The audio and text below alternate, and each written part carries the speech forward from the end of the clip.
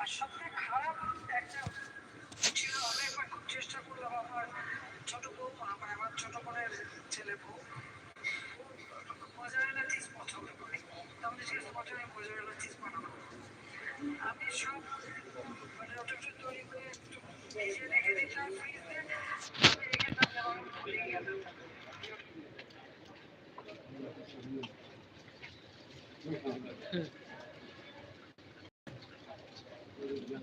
কামটা কি আমি আপনাকে